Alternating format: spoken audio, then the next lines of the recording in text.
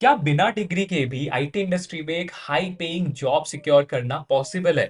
जानेंगे इस वीडियो में। Hi everyone, welcome back to my channel. I hope you are doing great. तो आज के इस वीडियो में ना हम लोग जानेंगे कि अगर आपके पास डिग्री नहीं है, अगर आपके पास कंप्यूटर साइंस की डिग्री नहीं है या फिर आईटी की डिग्री नहीं है या फिर इंजीनियरिंग की डिग्री नहीं है, तो फिर आप क्या आईटी इंडस्ट्री में जॉब सिक्योर कर सकते हैं? क्या आपको आईटी इंडस्ट्री में जॉब मिल सकता है, वो भी हाई पैकेज में? इसके बारे में आज हम डिटेल में बात करेंगे और मैं रियलिस्टिक पॉइंट ऑफ व्यू से ही बात करूंगा, क्योंकि बहुत सारे वीडियोस में मैंने ये देखा है कि लोग टॉप 1% की बात करते रहते हैं कि टॉप 1% के तो बहुत सारा अपॉर्चुनिटीज मिलता है, तो फिर आपको भी मिल जाएगा। मैं ऐसा बात नहीं करूंगा, मैं जनरली क्या होता है, ऑन एन एवरेज क्या होता है उसके बारे में बात करूंगा, so that you have a detail understanding. क्योंकि अगर आपके पास कोई सीएससी का डिग्री नहीं है और अगर आप टेक के लिए प्रिपरेशन ले रहे हो ना, तो आपका टाइम वेस्ट नहीं होना चाहिए। मुझे आपको डिटेल में सारे इन्फॉर्मेशन देना है ताकि आपको एक क्लियर आइडिया मिल जाए। तो अगर आपको ये वीडियो अच्छा लगे तो मेरे चैनल को सब्सक्राइब जरूर करना, इससे मुझे काफी मोटिवेशन मिलेगा। तो फिर अभी आते हैं कि डिग्री के बिना टेक इंडस्ट्री में जॉब लग सकता है कि नहीं। पर उससे पहले मुझे ये चीज बताना होगा कि सबसे पहला क्वेश्चन जो लोगों के दिमाग में आता है कि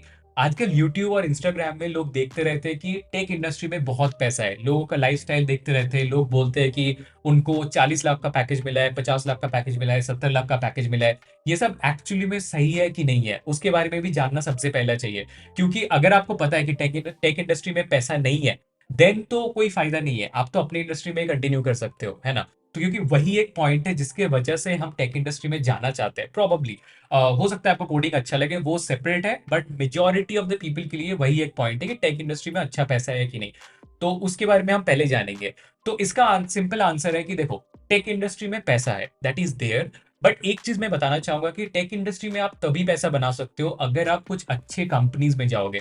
नाउ व्हेन आई से अच्छे कंपनीज, तब मैं ये मीन नहीं कर रहा हूँ कि आप टॉप कंपनीज में जाओ, जैसे गूगल में, माइक्रोसॉफ्ट में, ऐसी कंपनीज में जाओ। ऐसी बात नहीं है। अगर आप कोई भी प्रोडक्ट बेस्ड कंपनीज में जाते हो ना, कोई भी अच्छे प्रोडक्ट बेस्ड कंपनी में जाते हो, तभी भी आपको अच्छा सैलरी मिलता है, बहुत अच्छा सैलरी मिलता है। और टेक में बहुत सारे ऐसे डोमेन है, सॉफ्टवेयर इंजीनियरिंग, एआईएमएल हो गया, डेटा साइंस हो गया, फिर डेटा इंजीनियरिंग हो गया, एनालिसिस के डोमेन में एनालिस्ट आप बन सकते हो। बहुत सारे ऐसे डोमेन में जिसमें आपको काफी अच्छा सैलरी मिलता है, right from the beginning, starting से ही आपको काफी अच्छा सैलरी मिलता है।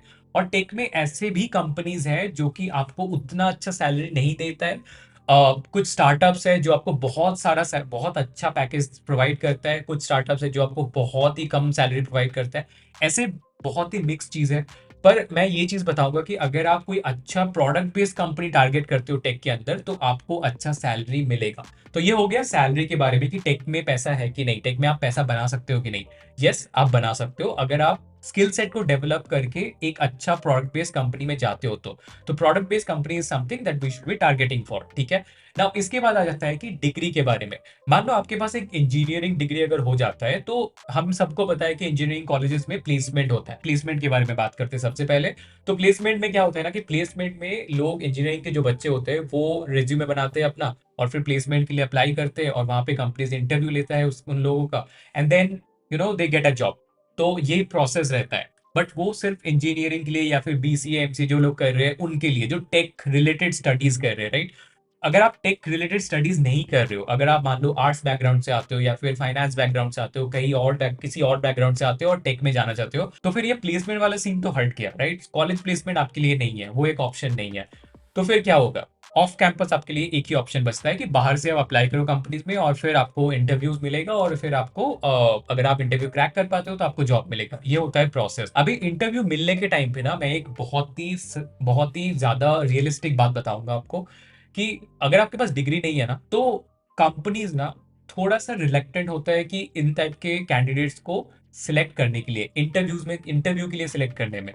This is the reality of today's job market, क्योंकि जॉब मार्केट बहुत ही खराब चल रहा है और बहुत सारे कैंडिडेट्स है, बहुत सारे इंजीनियरिंग ग्रेजुएट्स भी है जिनको जॉब नहीं मिल रहा है। तो फिर कंपनीज के पास ना बहुत सारे ऑप्शंस रहते हैं, तो वो ज्यादातर टेक बैकग्राउंड से जो लोग नहीं आते उनको ज्यादातर प्रायोरिटाइज नहीं करते, right. So this is the reality. तो फिर क्या करना होगा ना, हमें हमें सबसे पहले, आपको पहले सीखना होगा। सबसे पहला स्टेप तो आपका ये है कि आप अगर मान लो आर्ट्स बैकग्राउंड से आते हो और आपको टेक में जाना है, तो क्या करोगे, सबसे पहले आपको तो सीखना है, आप एक प्रोग्रामिंग लैंग्वेज सीखो, फिर मान लो आप वेब डेवलपमेंट सीख सकते हो, it depends on your interest, right, आपको किस डोमेन में जाना है। आप ऐप डेवलपमेंट में जा सकते हो, डेटा साइंस में जा सकते हो, किसी भी डोमेन में जा सकते हो।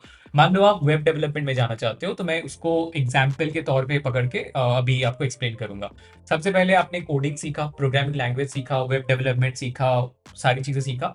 उसके बाद ना आपको जॉब के लिए जब अप्लाई करोगे, तो मेरा सजेशन यहाँ पे ये रहेगा कि अगर आपके पास कोई भी डिग्री नहीं है, यू ट्राई फॉर स्टार्टअप्स, ठीक है। जो छोटे कंपनीज होते हैं ना, इसमें सैलरी कम रहेगा, आई अंडरस्टैंड दैट, बट आप उसके लिए ट्राई करो।